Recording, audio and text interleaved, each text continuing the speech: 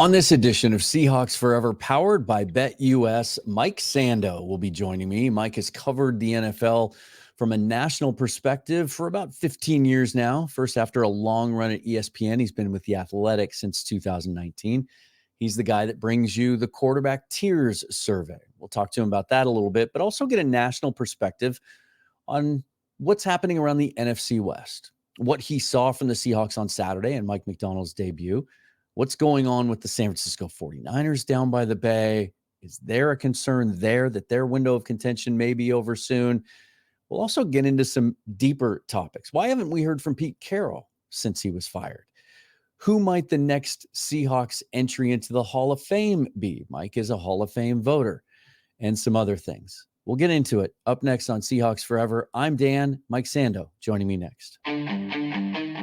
Welcome to the Seahawks Forever podcast. In-depth analysis on everything Seahawks. And now, here's your host, Dan Viens.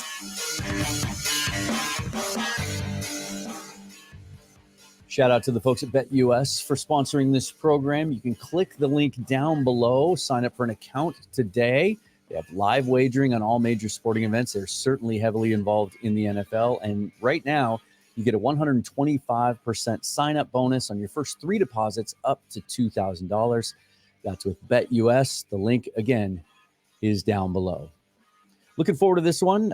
Mike's a busy man, especially this time of year. Travels around to a bunch of the training camps, if not all of them, in addition to putting together that quarterback tiers survey, which I asked him about today. We finally got our schedules together, and Mike was kind enough to join me. I hope you enjoy this conversation with Mike Sando of The Athletic. Always good to get a national perspective here on the show, and who better to do that than Mike Sando? He's been covering the league from a national perspective, first for ESPN and then The Athletic for the last several years. And before that, many years ago now, not to age you, but a much more intimate connection with the Seahawks from a local standpoint. Mike, thanks for joining the show.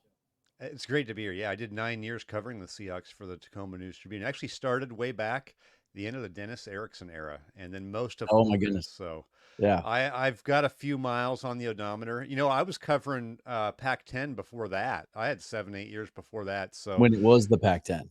Yeah, when it was the Pac-10. Yeah, absolutely. I covered the Washington State Rose Bowl team when Ryan Leaf was the quarterback. I was working for the paper in Spokane then. So. See, you're a man after my heart there. You're a big Coug? Yeah, indeed. It's funny. I was just talking to somebody yesterday, actually. I was talking to my partner about how I miss the newspaper, man. I miss eating with the newspaper by my side, going over the agate box scores and all of that. And those were good days. Yeah. You know, I love the progress. I've always loved the technology. You know, my dad was one of those ridiculous guys back in the 80s who like spent way too much to have one of the early cell phones. You know, I've always loved the technology, but I'm with you to a degree too. I did like, you know, I wouldn't want to do it now. I wouldn't want to be like, remember you'd be on an airplane, there'd be like just everybody's newspapers. Right. Yeah. It's a little unwieldy, but yeah, there was something about it, especially like on a weekend, you know, on a Sunday. I used to go back before the internet. You could go to like, I used to go to like a Tower Books or a Tower News, you know, and this was in California, and it was so amazing. You could buy like the Boston Globe or something. That was your glimpse into another market. It was almost magical to do it. Now we take it for granted. It's a lot better now. I mean, even though I miss some of that world, and I think it's bad in a lot of ways, what's happened in the way that people get their news, but it's pretty good now to be able to get a lot of stuff from everywhere. Yeah, agreed. Let's talk about the Seahawks and what we saw in Los Angeles on Saturday. Obviously, the preseason being what it is, and even now less so than a few years ago. Very few teams play their starters much, if at all. And Mike Macdonald, when you look around the league and what we saw this weekend, may have played his starters as much, if not more, than anybody else, especially on defense. Given that, and given, you know, the Chargers not playing a lot of their key guys, what were you able to glean from our first look at what a Mike Macdonald Seahawks team is going to look like? I think it was important for him in the first game to set a little bit of a tone of how they want to play. So they probably did come in with some intensity. The other thing that came to my mind was, you know, he comes from Baltimore. They never lose in the preseason, right? John Harbaugh is like, you know, 100-0 in the preseason or something. So, you know, this could be something more that we're going to see. The Seahawks have occasionally had that. Pete Carroll liked to kind of step on the gas too. The other thing I did, I didn't even know we could do this in the system, but I went back and just looked. I could do since 2017 kind of advanced stats on preseason games. Like, how good was this defensive performance compared to other preseason games, right? Hmm. So, of the last 22 preseason games going back to 2017, when Seattle, I think, was ranked eighth in defensive EPA per play, that was really the last good year, I think, of defense. This was the number one defensive EPA game for Seattle, for what that's worth. Um, Yeah. Obviously, they're not playing Justin Herbert, and there's a lot of other things that go in, but I think it's not nothing. I think it would be if they came out in the first game and just got gashed and run on. Yeah. Like, I think that would be concerning a little bit, wouldn't it? Yeah, I think so. I think aside from just in a vacuum perspective, the performance we saw on Saturday, I think given what the defense has done the last couple of years and how difficult it made, how hard it made it on the Seattle offense and really prevented them from doing much more than they did and ultimately cost Pete Carroll his job, how bad it really was the last 2 years, it felt important that they came out and performed the way they did Saturday. I agree, and I'm the first to say preseason doesn't matter. And look, this doesn't mean they're going to play great during the regular season, but like I said, I think bad, sloppy preseason play is more concerning than good play is encouraging. To me, Yeah. Just be representative out there. Show that you have some talent, that you have some players, that you play with some intensity. I think those are all good signs. If it's in practice, if it's in preseason, right? Doesn't guarantee Yeah. anything, but I think it was good. I think it was a good first game and kind of what you probably hope to see if you were a Seahawk fan, right? They looked pretty Yeah. good. Yeah, I thought it was clean too. There weren't a lot of penalties. That's something that's dogged this team for the last few years. It looked to me like a team that was very, very well prepared to play their first preseason game. Yeah, I thought it was pretty good. So, we'll see where it goes from here. They've beat up on the Chargers in other preseasons, Yeah. preseason games. So, but I think that Jim Harbaugh going in there with the Chargers probably wanted to have a good game the first Absolutely. game out. He's one of those guys who would probably have the mantra of, like Pete Carroll, hey, whenever we lace them up, we're going, right? We Yeah. want to be good. So I thought Seattle definitely looked like the better team and played good defense, and that's something we haven't seen in any phase of Seattle football for too long. Now, you mentioned we didn't see Justin Herbert, weren't going to anyway because of the injury for him. We didn't see Geno Smith either. Maybe we would have if he hadn't been banged up himself a couple of weeks ago, but we got to see an extended look at Sam Howell. And a lot has been written this training camp about how it hasn't always looked pretty with him. And he struggled early in camp, although all indications are that he has looked better recently. I thought it was really, really solid. And to me, looked like a guy that, if anything, was really in control of that offense. He looked confident. What did you think? Agreed. I thought he looked pretty good. I think he is a good, he's at least a very high-end backup, and he's probably good enough to start in the league with a good team around him. I think they were really in an extreme situation last year with Washington where, for whatever reason, Eric Bieniemy was, going to the opposite of what Pete Carroll was criticized for doing, of running the ball too much. I mean, they really threw caution to the wind. So, I think that the personnel people in Seattle certainly like him a lot, and that's why they actively acquired him. This wasn't just somebody who was available and you signed to camp. They saw him come into their building. Sometimes you can make a mistake, off of what one guy does against you. But if you look at that acquisition and even the Mike Macdonald acquisition, they're two people that fared really well against Seattle last season. Yeah. So there could be a future for him playing in Seattle, depending what happens with Geno Smith this season or after the season, whatever. I think that they like him. So I think he's gonna get a chance to develop here. And who knows? Maybe we'll see him play. For now, though, if he's healthy, the job clearly seems to be Geno Smith's. And, we hear a lot about the match with Geno and Ryan Grubb in that offense. There's a lot of excitement about what he could be. Now, you're the guy that does the quarterback tiers. I think you're going on year 11 or something like that this year. Yeah, coming out soon. I was gonna ask when we can expect that, but you had Geno last year, not you, but the survey placed him last year in tier 3 with some other names like Jared Goff, Derek Carr, Kyler Murray, and even our old friend Russell Wilson. how close was he to kind of the cutoff there? Is he at the top of tier 2? Does he have a chance to elevate himself if it is a good match and he has a good season? I feel like the league is lukewarm on him still, that he's kind of seen as a tier 3 guy, meaning tier 3 really, I feel like if you have a guy in tier 1 or tier 2, you feel like you can at least get to the Super Bowl and have a chance to win it. You know, I feel like when you're in tier 3, that happens if you have like a historic defense, or right, you're just having this amazing, like, early 2000s Ravens team, that sort of a thing.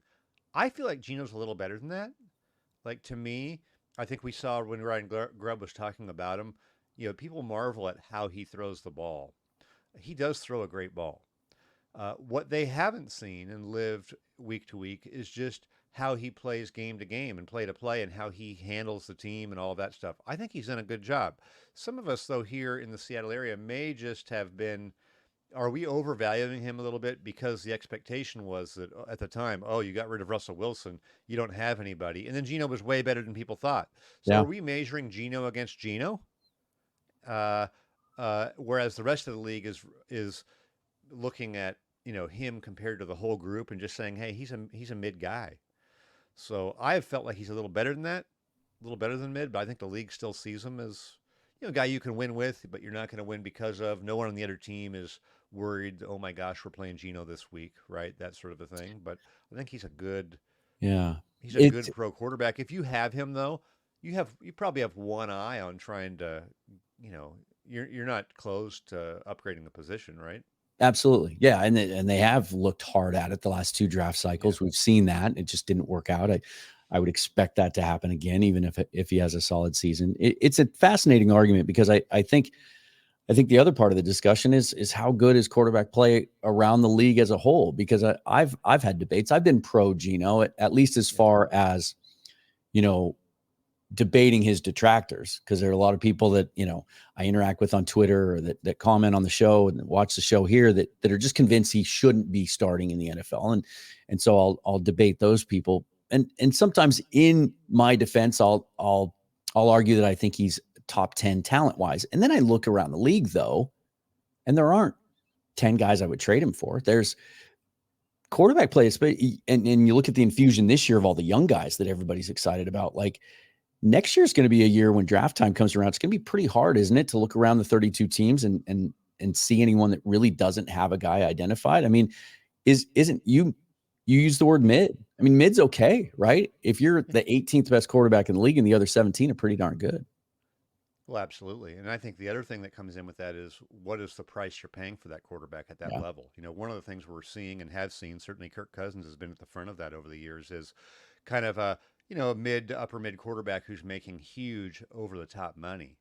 And I think that will speak loudest of what he actually is. And they did a deal with him that was pretty team friendly by quarterback standards. He got money paid, he's set for life, but they got flexibility and the ability to go to year on a 3-year deal. That tells you something, right? That's different than some of the other deals that have been done. Even a Daniel Jones, right? With maybe perceived upside, right? He hasn't been around as long. That perceived upside will get you sometimes, but that will be the telling thing. And I think the Seahawks will answer that question, and the market will answer that question.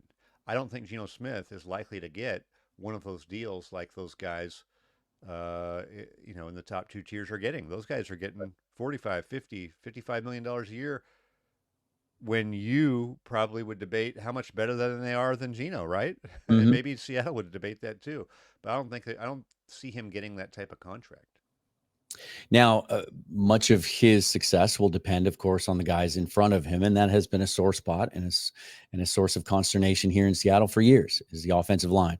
The Connor Williams signing became official yesterday, and then in a corresponding move, they traded Nick Harris to the Cleveland Browns, back to the Cleveland Browns, where he spent his first 4 years in the league. So that would appear to clear up the center position with a guy that, coming off a serious injury, but 27 years old, coming off 2 very, very good seasons as a center, at least as far as all the analytics and the scoring systems go.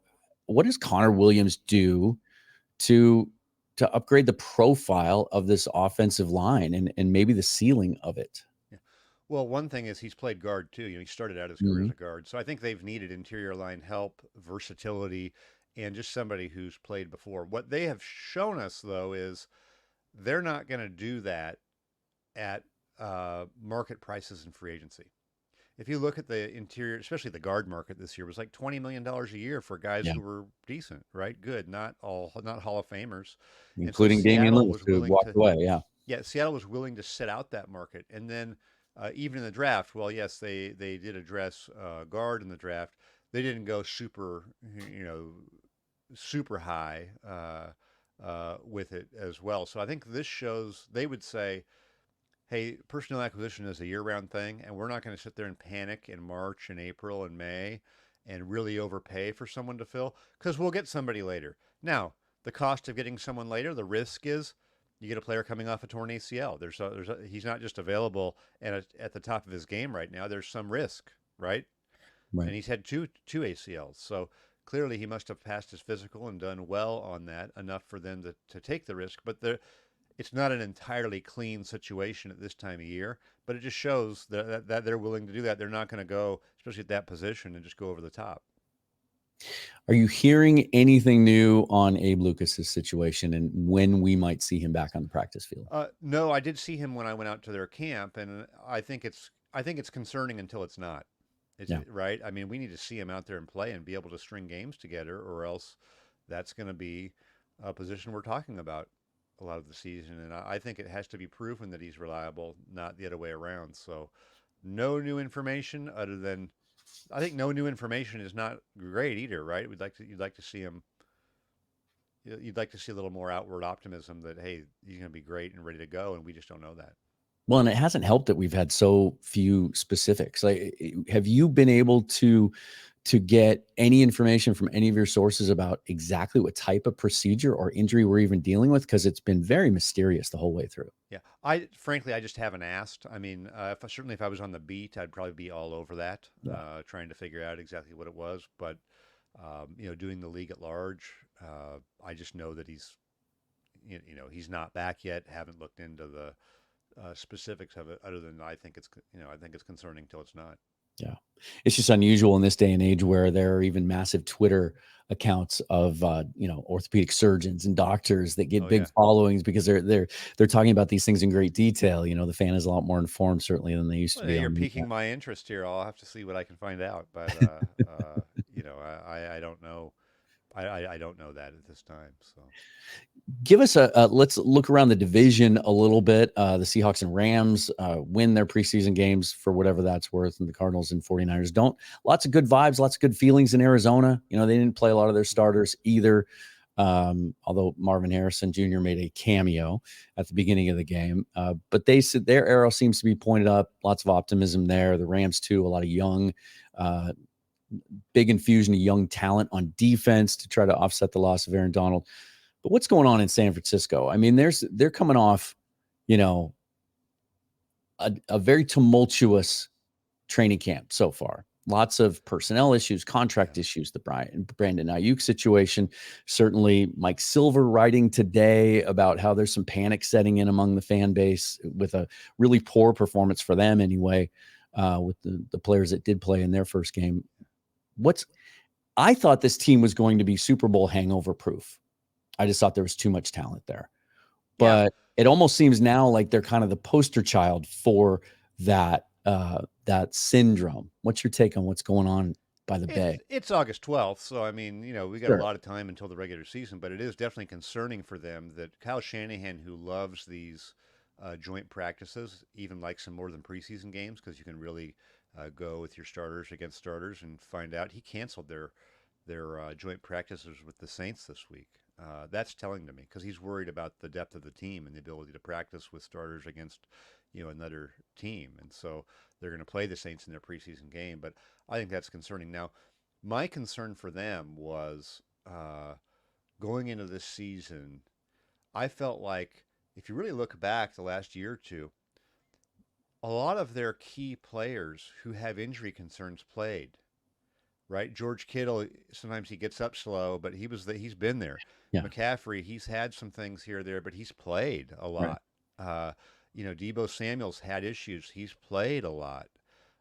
Trent Williams is up there in age. He's played a lot. I wondered what the odds were that all those guys would continue to play all the games or nearly all the games, 15, 16 games every year, and be available in the playoffs as they keep getting older, given their histories. So that was really my concern. I wasn't predicting they would have issues with that, and they may not in the end. McCaffrey has a calf. That's, a little bit concerning, but those guys still may play a lot of the year for them. Ayuk's, you know, just what can happen at when you have somebody who's got a contract issue. Yeah. That's not necessarily something that is 49er specific. It's just a difficult situation for them to deal with, and we'll see where it leads. Hopefully for them, he's playing for them. I think they need him because, like I said, some of those five eligibles aren't going to play 16, 17 games every year forever. So I think they're going to need him. But long time to the season. We'll see what it means when they get going. But I do have some concerns. This does kind of feel like when Russell Wilson was getting to the end of his rookie contract and they were losing that advantage, and the Seahawks were starting to have to pay some of their stars, particularly on defense. And, it made the salary cap situation top heavy. It robbed them of some of their middle class depth. Yeah. And we saw the impacts of that over the years. Is that kind of where they've arrived? Where would you call this a make or break type season for them as far as their Super Bowl window goes? I don't know about make or break, but I definitely think there's some of that. I think their depth, could be compromised, and then just something as simple as Trent Williams. I mean, think how important Trent Williams is to their offensive line. I don't think they have a great line beyond Trent Williams. He's a dominant difference maker, game wrecker almost at that position, which is so unique. So how long are they going to have him? Is he going to be starting the tackle for them in 2 years? Probably not. So at that time, you're going to have, maybe Brock Purdy's making 55 million a year, right? Right. And now Kittle's nearing the end, just physically, right? So they're going to have a different iteration, and this does feel like a jumping off point for them. Maybe a last chance to really be in this window with this team before it does get harder for them. They've done a great job of getting, really good players in middle rounds or where you're not expecting to have them. So I just don't know how long you can do that forever. Because remember, Seattle, it's a good parallel because Seattle had some magical years of personnel that were just unsustainable. No one's going to do that. You're not going to find like Hall of Famers, every Right. 3 years, get two of them or something like Seattle was doing. So, yeah, I think, they're always going to have an edge with Kyle Shanahan. I think he's a great coach and schemer, and he's got a quarterback that he likes, but it's going to get harder for them, not easier. Now, in just a minute, I ask Mike just how good he thinks this Seahawks team will be, and he gives me a projected win total range. Well, the folks at BetUS have set the over-under on Seahawks wins at 7.5, with minus 50 for the over, plus 120 for the under. Which one do you like? Click that link down below. Sign up for your account today. They'll give you that 125% sign-up bonus on your first 3 deposits up to $2,000. And thank you to the fine folks at BetUS for sponsoring this episode.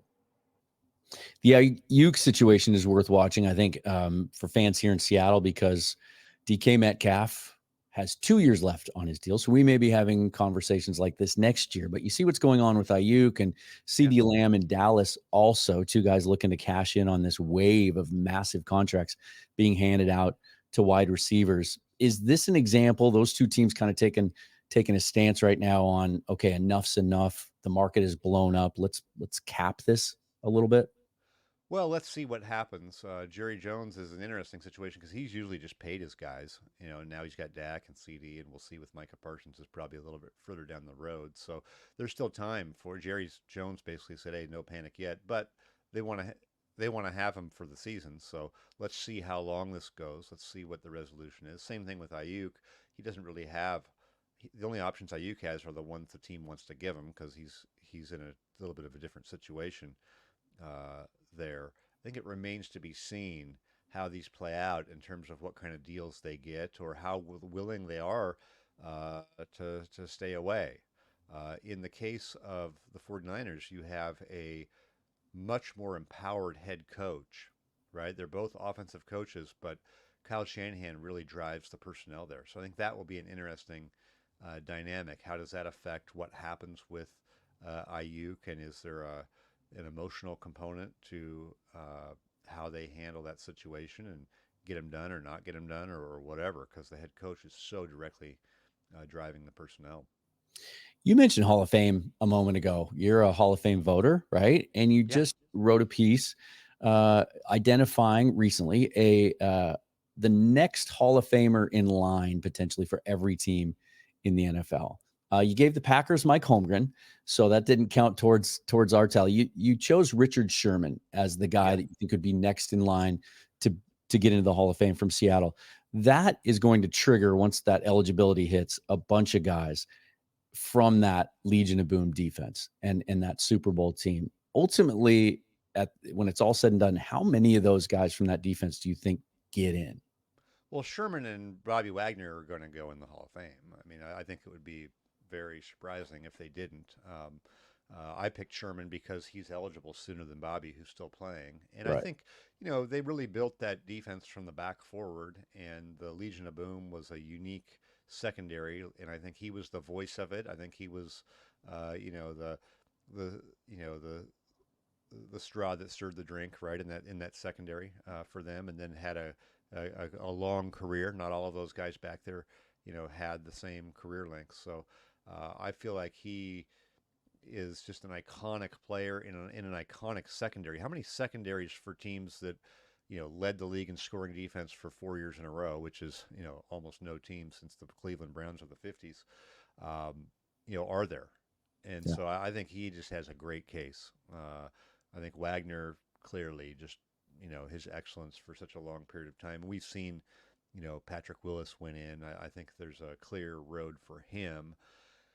And then, Cam Chancellor should have been a Hall of Famer. It just comes down to, career longevity. I think it works in his Right. favor that Kenny Easley got in. It took a long time. So we'll see how that candidacy plays. I think Cam Chancellor tilted the field as much as any one player Mm-hmm. that the Seahawks have had during the Legion of Boom era. And I think I think he tips the field as much as many players that I can think of in the last 10 or 15 years. I think he was just an amazing player who really changed the game. And really, you almost can't play the way he played anymore, just in light of the rules and the Yeah. safety and all of that. So I think he's amazing. I just don't know. I think with the career ending sooner, and you go through and look at the Pro Bowls and the All Pros, will he get recognized? I think that just remains to be seen. A little bit longer term. Certainly, you can make a case for Earl Thomas. Sure. You know, now this is what's interesting to me about Hall of Fame. I really try to research this stuff out, but the word fame is part of this too. And I feel like, like Mike Holmgren's still waiting to get in. I think he's going to get in, but like if Mike Holmgren was on the pregame shows like Jimmy Johnson and Bill Cowher, I think it would have helped Mm. him. Earl Thomas just vanishes, Yeah. right? I mean, Earl Thomas is just, we don't even see him anymore.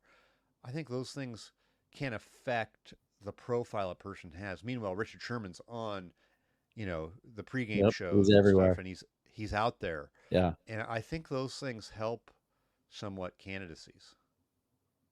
Interesting. Yeah. I mean, the word vanish. I mean, that's certainly what has happened since Earl stopped playing football, and even the last couple of years, I wonder how much that would impact his case. Just kind of how It shouldn't. It odd doesn't with how me at odd it all. is. I Yeah. would love to have a conversation about it, but Yeah. We but just haven't heard just from him. an awareness of players helps the whole committee at large, Yeah. right? It just if you have a higher awareness in the public, that is something, I think.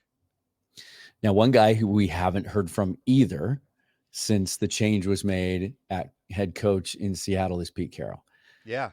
He's still under contract, and maybe that plays into this. He's also coached his entire lifetime. Maybe he's just unplugging. Do you get a sense for when we might hear from Pete, or perhaps why you think he's been so quiet? I don't. I think Pete was really hurt by this whole thing. You know, um, I think it was hard for him, and I think we saw that during the press conference. I think he was surprised that it went to as far as it did to have him out.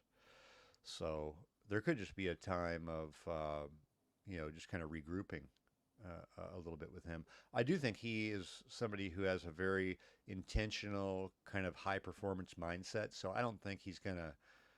You wouldn't think he'd be sulking around for very long, but Right. you know, maybe I he also doesn't have I also anything just nice to feel like, say right now, yeah, and it's a little I fresh. yeah, I also do think, even if he was hurt, as you say, and I think that's really astute. I think he's the kind of person that isn't going to want to step on Mike Macdonald's toes or get in No, his no, way or try to. I do think he's very respectful of that. I do too. I do too. Like, what's he gonna say? Right. At this point, there will probably be a time for him. He's also, I know, he's been following his sons. They're in coaching, and Mhm. so he's, you know, watching that type of stuff. But you're right. He hasn't surfaced at all, and he has a lot to give. Whether he's coaching or whatever, he's somebody who could be, consulting for Fortune 500 companies.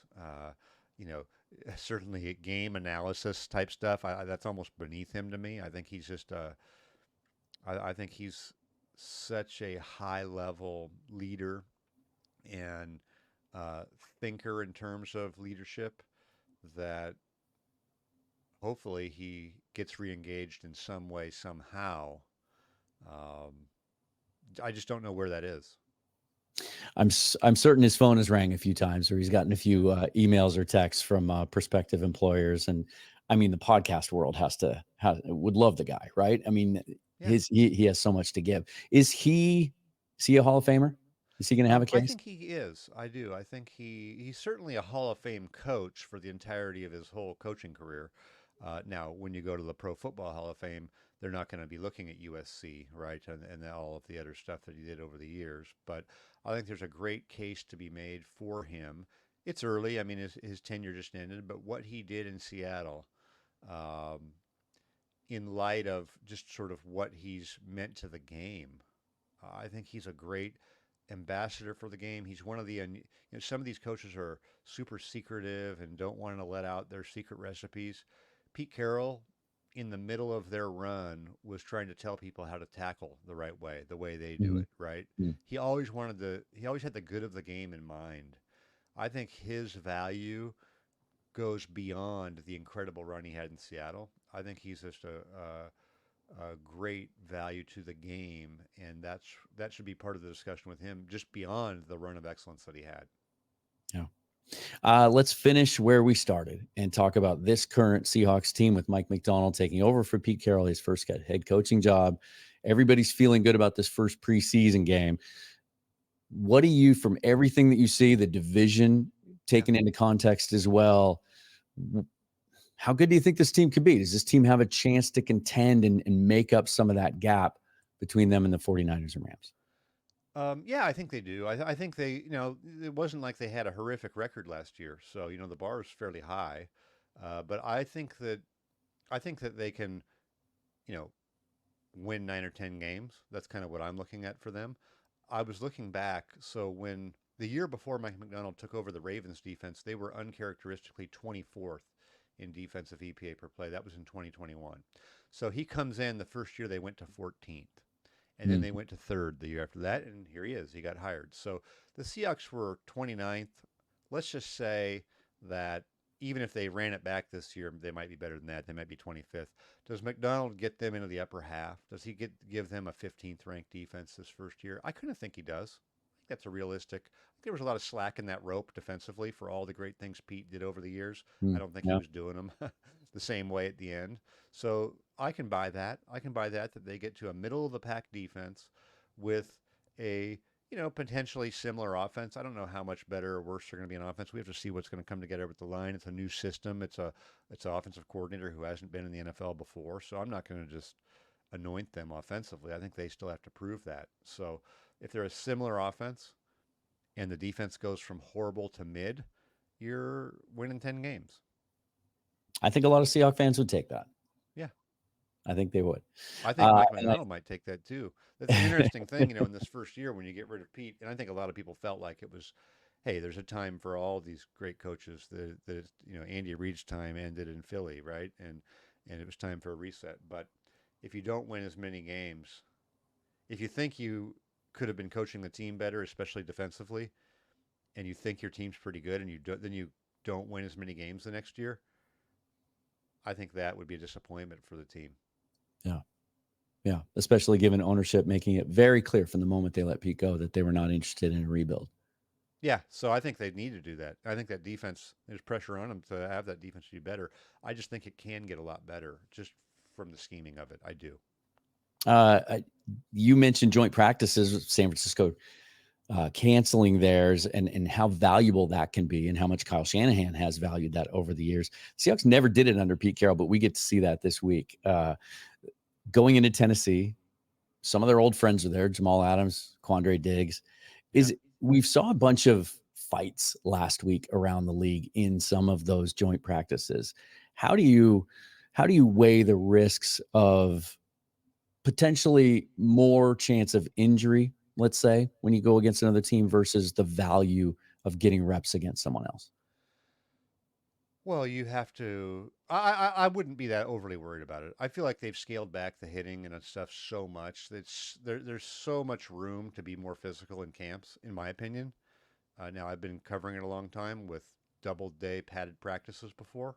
Yeah, And the guys, those were the days. The guys made it through. So I'm not saying they should return to that and have, guys playing with a bunch of injuries that they shouldn't be playing with. But I think it's okay to have some of the. I think it's beneficial. The other thing it does is it gives you a chance to get honest feedback, more honest feedback. So if you're on a team and you're in the front office and you're debating how good we are, or you're debating this or that, you get a more honest evaluation when you go against somebody else, right? It's a different set. So I think you can get answers internally, settle some debates based on, hey, we think this guy's pretty good here. And then he goes and just gets smoked by some guy on the Titans, and you go, okay, reality check, right? I think those types of things are really valuable internally for the team to evaluate its own.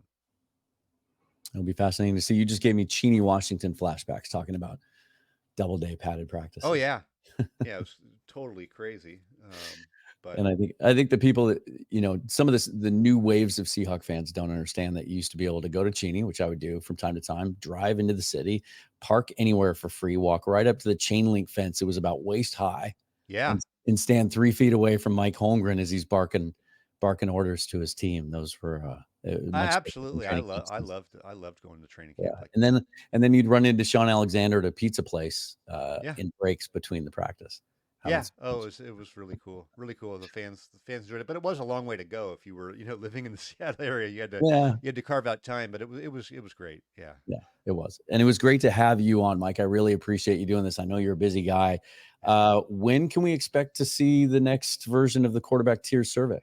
Okay, it's going to be this month. We pushed it back. We usually, in the past, we've done it in late July. Sometimes it's gone into August, but we're in the second half of August this year for it. I think it was, just internal promotional reasons and stuff, but I've done all the balloting, so we'll be ready to go. I'm excited. Not giving anything away, obviously. I wouldn't ask you to, but Yeah. do you have enough data compiled to know if there are any surprises maybe that we can look forward to? Yeah, there were a couple surprises. I'm not going to say. I don't want to say what Sure. they are. No, but I wouldn't want. There were a couple. Most of the time I'm not overly surprised by any one thing, but I think there's a couple. I think there was a couple surprises in also not just in individual quarterbacks, but like how many in this tier versus that tier. I think that was kind of some changes there. How many guys in a tier that I think were interesting. Good. Can't wait to see it. That'll be on The Athletic. You can read Mike Sando's stuff there. Follow him on Twitter. I'll have all of his information down below. Mike, again, thank you for taking the time. Hey, thank you. All right.